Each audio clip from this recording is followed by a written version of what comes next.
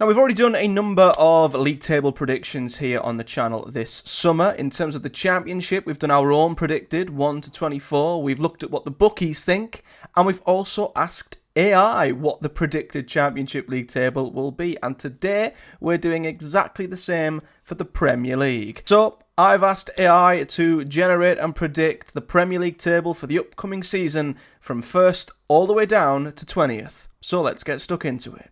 Now, unlike the Championship prediction, it gave me a line as to why it had that team where it had them. This time it hasn't, it's just given me a straight 1 to 20, but I'm going to give my thoughts regardless. And in 20th, it's predicted Ipswich Town. Now, I get it, Ipswich are extremely excited, and rightfully so. They should be. Back-to-back promotions doesn't happen very often, especially with how competitive the top end of the Championship is, with the parachute payment teams often coming down and dominating. So we might never see a double promotion and a League One team coming up and doing as well as Ipswich did last season. We might never see that again, or at least for a very, very long time. So what they've done is unprecedented, and I can see why. With the momentum they continue to carry, they're probably dreaming of doing something remarkable this season. But the Premier League is tougher than ever, especially for newly promoted teams. And as much as I'm excited for Ipswich as well, I fear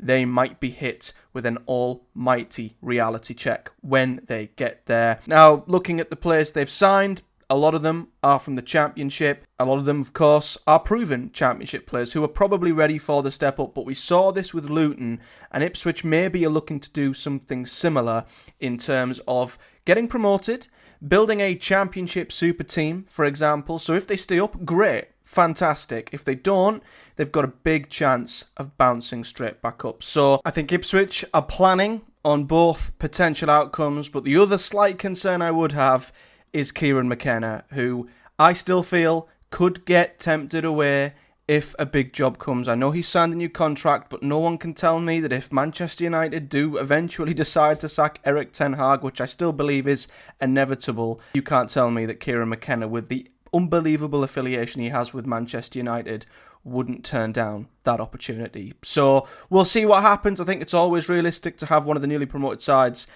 in the bottom three. And obviously with Ipswich's, I guess, lack of experience at this level for a long time, it does make sense for them to be there.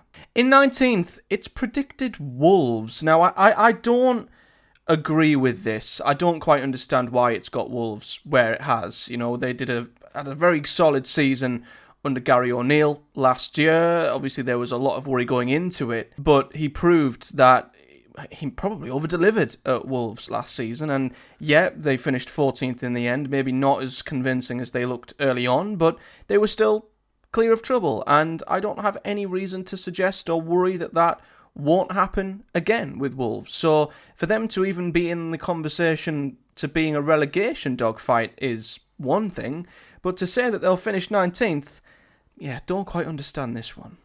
In 18th, it's got Nottingham Forest. Now, I think Nottingham Forest's fate kind of relies on what the other newly promoted sides do. Now, Leicester and Southampton, obviously, in AI's thoughts at this point, will finish above Nottingham Forest, and I think that might be the defining factor. If Leicester and Southampton can come up and adjust and be competitive enough, then one of the teams who I think would be at risk of dropping into the bottom three due to that, and I guess would feel the consequences of that the most, would be Nottingham Forest, because of course they just survived last season, albeit 6 points clear of the bottom three. It still wasn't as comfortable as they would have liked, and they were 7 points adrift of the next best team in Brentford. So you can absolutely see why they would be, I guess, the most likely to drop and fall through that trapdoor if there weren't three worse teams than them in the Premier League. So yeah, if Southampton and Leicester or even Ipswich can perform well and stay up, you'd have to think one of the three sides that would be replacing them in that drop zone are likely to be Nottingham Forest. Just surviving then, in 17th, it's predicted Leicester City, and this is an interesting one because had it been Enzo Maresca, I would have probably said that this was too high and Leicester would definitely go down, and I still feel like they'll have a huge uphill struggle against them because there's a lot of stuff going on off the pitch at Leicester, and we all know off the pitch stuff always finds its way on the pitch, especially when you're fighting in a league as tough as the Premier League. But they've brought in Steve Cooper, who does have survival on his CV. So although it still will be a very tough task, I believe, for Leicester to stay in the Premier League this season, I think by Enzo Maresca leaving for Chelsea and Steve Cooper coming in, it's actually gave them a better chance, if I'm honest. So if they are to survive, it probably will be in such a narrow survival as finishing 17th. But I would say I probably expect them to be one of the three who drops down. But as I say, if they are to survive, it won't be by much. And that's why 17th isn't too far from being realistic. In 16th, it's got Southampton. Yes, the third newly promoted side and the best performing newly promoted side in its opinion. And again, I guess they're going up in the most steady position of the three. They've got recent Premier League experience. They're probably in a more stable position than Leicester off the pitch, but they've got an inexperienced manager at this level in Russell Martin. So that's where my scepticism comes in about Southampton. They've signed okay, but most of the squad that they're carrying up probably will continue to play in the Premier League. But naturally, as is the way for a newly promoted side, it will be extremely tough, and I can't see any of the three getting that far clear of the drop zone. So 16th might be the highest one of these three teams finishes this season. So it's just got Southampton surviving above Leicester, but again, it could be by only a few points at most. In 15th, it's got Brighton. Now, I would disagree with this for the most part, because Brighton have been an incredibly well-run side that have made record profits in the Premier League, which is unheard of in today's climate in football terms. And 15th seems harsh. They did have a drop-off last season and fell to 11th, which, considering that's what you'd consider a drop-off for Brighton, shows how good of a job that they've done over the past few seasons. But De Zerbi has gone, and they've brought in an extremely young manager in Fabian Hürzeler. Now, I don't have reason to doubt any decision Brighton make, because more often than not, they get these decisions right. But there still is a huge risk bringing in a manager that's both this young and inexperienced and into a league like the Premier League. So I can completely see why this could go wrong, and a potential 15th place finish could be on the cards. But even then, if he can just have a steady season with Brighton, maybe, because this is the start of a obvious long-term project, they might have to take a few steps back this season to then take more steps forward in the seasons to come. So although 15th would be a bit low for Brighton compared to the last few seasons, it's still not bad, I think, given the new manager. In 14th, it's predicted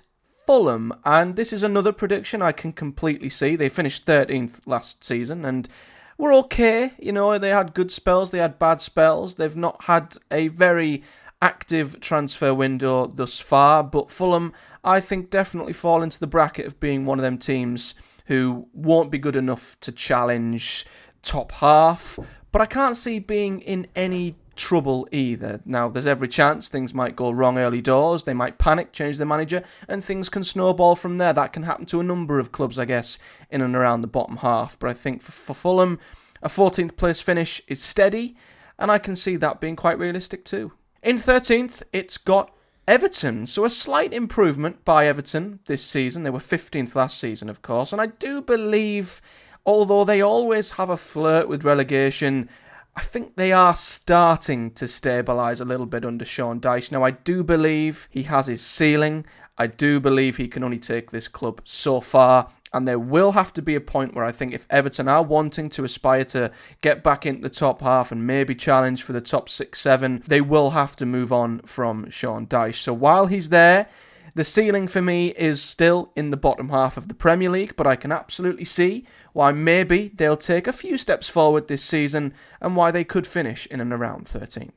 In 12th, it's got Bournemouth, which is exactly where they finished last season. Now, I'm not 100% sure that this will happen. I feel like maybe they could drop a position or two, but I think Areola proven in an extremely impressive debut season that he's a good coach and he's good at this level.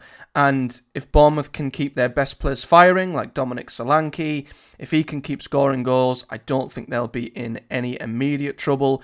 Can I see them replicating their finish last season, though, in 12th? I don't know. I still think there are a few sides, Fulham, Brighton, even Wolves, who I think could finish above them. So, yeah, 12th would be another outstanding finish for Bournemouth, although I do think they may be a few positions lower. In 11th, it's predicted Crystal Palace, who had an outstanding end to the season last year and ended up finishing 10th. And understandably, under Oliver Glasner and the unbelievable record he had since replacing Roy Hodgson, you can absolutely see why Palace fans are getting a little bit excited. And I can completely see why they would be as well. Now, I think they'll probably finish in the top half again this season. Now, will they break into top 6, top 7?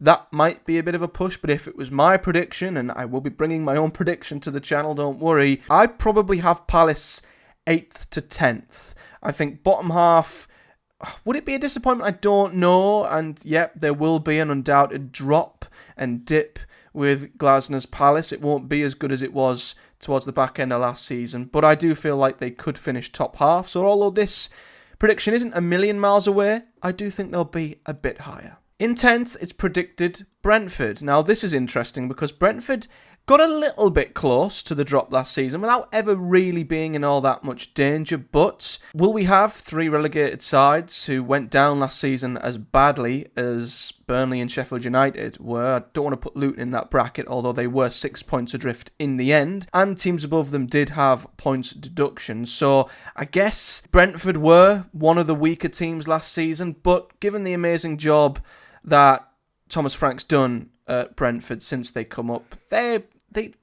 okay. They get a free pass in terms of having a bit of a dip. You know, it's still outstanding what he's done there, and a 16th place finish for Brentford should not be looked at as a poor season. I think that just shows and credits the job he's done thus far. So to have them back up in 10th, I think's a little high, but I'd like to think they would improve slightly from where they were last season. So I think they'll be fine, absolutely, but I don't think they'll be quite good enough to get top half. In 9th, it's got West Ham United in exactly the same position they finished last season. Now, I've got a feeling they might finish a bit higher under Lopetegui. I think he's a very good manager, and I'm quite intrigued to see what he does with West Ham now that David Moyes has gone. So, for me, I think West Ham could be a little dark horse to maybe break in to the top 6, 7 or 8 this season. Now, obviously, we don't know fully how Lopetegui will do, but I'm positive about West Ham this season, so I think top half is a guarantee and maybe bottom half would be a bit of a failure on his part, but I see West Ham challenging for potentially them Europa League or Conference League positions, so I'd put them a little bit higher than 9th. In 8th, it's got that lot up the road, Newcastle, and as much as I don't want to compliment Newcastle United, I think this is realistic, you know, one position lower than last season. It's an interesting one with Newcastle, isn't it, because they're not in the Champions League anymore, so they've not really got any distractions. So I think like West Ham, they've got just as much of a chance of upsetting the top 6 or 7 and breaking into European football once again, but I think a safe place is to have them in and around the top 8, so I can absolutely see why, given the teams above them, if you look at the list and we run through the top 7 shortly, yeah, 8th is probably still a good season for the Geordies. In 7th, it's got Tottenham. Now, this is a safe position, I think, for Tottenham. 7th for Tottenham is realistic. I think they would be expecting more, though. I think they'd be expecting to break into the top 6. I think there is a ceiling to Postecoglou's Tottenham at this moment. I don't think they'll have enough to break into the top 4, so they might be looking at 5th, 6th or 7th. And for me, yeah, 7th I feel like wouldn't go down very well in North London, on the white side of North London, that is. But I think they'd be competing with maybe Villa and Chelsea for this position.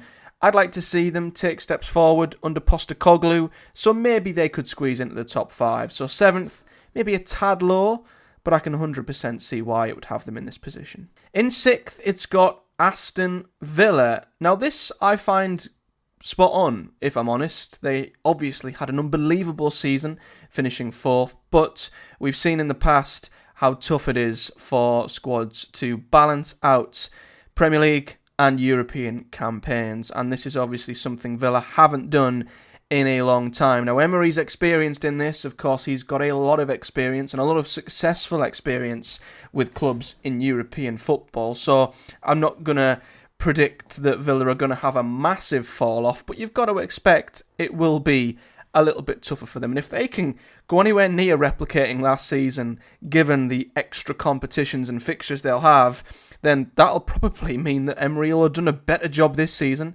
than last season. But to expect a slight drop-off is expected, and I think still, if they finished in the top 6 this season, that would still be unbelievable given the competitions they'll be in. So, yep, it might look like a step back on paper, but this would still be an outstanding season for Villa.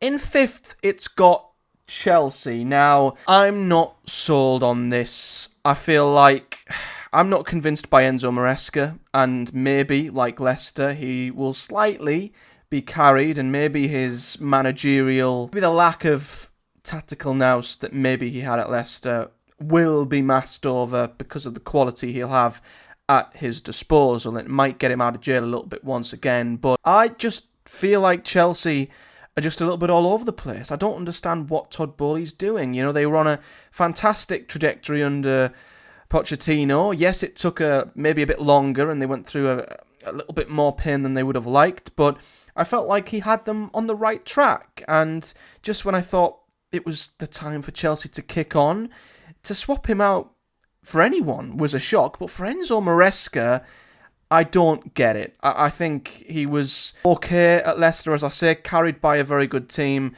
And I wouldn't be surprised to see Chelsea take a step back this season. And they finished 6th last season. So to predict them going one position up in 5th is bold and something I can't see happening. So although I don't want to reveal my full-on 1 to 20 prediction for the Premier League at this point, I think having Villa and Tottenham below them is a bold call. I still think they should be top 7 given the squad they have and the money they've spent, but I don't think they'll be above Villa and Tottenham, if I'm honest. In 4th, it's got Manchester United. A big improvement for Man United in comparison to last season's disappointing 8th place finish. Now, United should be improving on last season. 8th was a pretty bad finish for them in the end, but I don't know. I still don't think they're 100% with Erik ten Hag. I feel like the FA Cup win is literally what kept him on, and I don't think he's still flattered to deceive in the Premier League itself, and we know and we've seen it for years and years. It just doesn't quite work at Manchester United. There is something within that club that is holding it back from truly succeeding at the level it should with the squad they have and the money they've spent. So I don't think Erik ten Hag will get Manchester United into the top 4. They should be maybe top 6, 5th or 6th maybe, but yeah, maybe because Villa are in Europe, Tottenham are hit and miss, and Chelsea have changed their manager.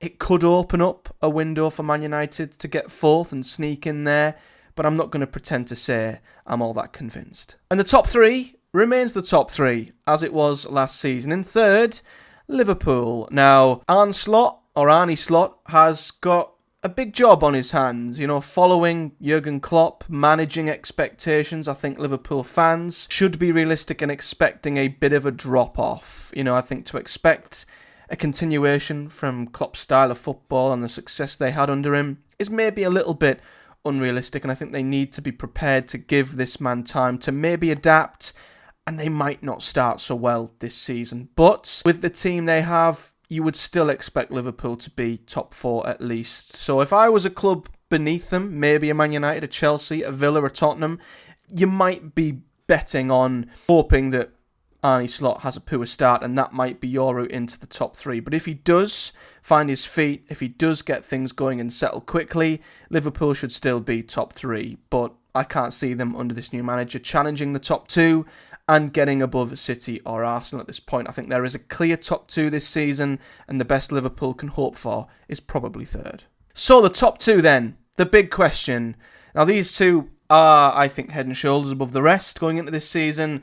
Does AI predict that Arsenal will finally overturn Pep Guardiola's Manchester City?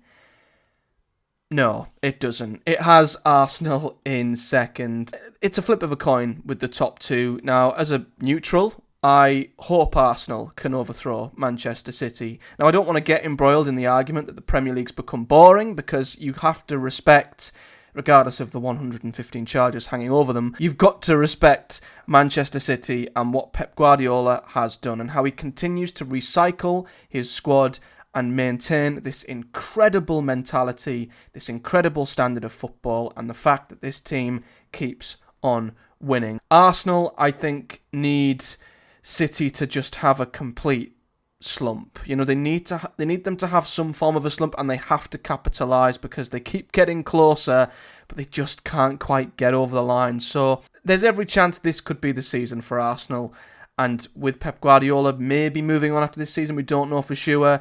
The chances may become more likely in the future, but I can absolutely see why, just down to Manchester City's incredible record, the run of dominance they've had in recent years, it would predict them to do it once again. So as a neutral, with a neutral head on my shoulders, I can absolutely see why it's predicted Arsenal to finish second, although as a neutral and a slight Arsenal fan, they are my favourite Premier League team, although I don't say for 1 second I support them. I support that club over there, and they are my club. I would, just as a neutral, like to see Arsenal do it, and my heart says they will, my head says they won't, so we'll see, but this is definitely where I think their safest prediction is, and that is they finish second. And therefore, AI has gone with the obvious, the predictable, maybe the boring choice, and that is that Manchester City will win another Premier League. What would this be? Were they on 4 in a row now? Would it be 5 in a row? And is it 8 in the last 9 or something? I don't know what the exact figures are, but it's got Manchester City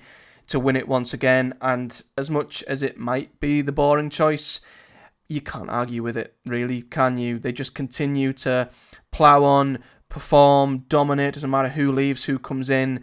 Whoever comes in, Guardiola coaches to a world-class level. Whoever leaves, they don't miss. It's as simple as that. So Arsenal, for me, are the only challengers to Manchester City winning another Premier League title. So I think it's all down to Man City. You know, will they have a drop-off? Will they take their foot off the gas? If they don't, and they continue this incredible standard, they will win the Premier League again. But if they don't, here's hoping Arsenal will finally get one better than them. But of course, the obvious choice to win the Premier League once again is Manchester City. So that's what the AI thinks. Let me know what you think in the comment section below, where you predict your team to be if you support a Premier League side. And if you don't, and if you're a neutral like me, what your predicted 1 to 20 is for the Premier League this season. I may do, like I did in the Championship, a bookies 1 to 20, and I'll probably predict my own 2 a little bit closer to the start of the Premier League season. But I can't lie, barring 1 or 2, a lot of this list I would pretty much agree with for the most part. So let me know your thoughts in the comment section below. Subscribe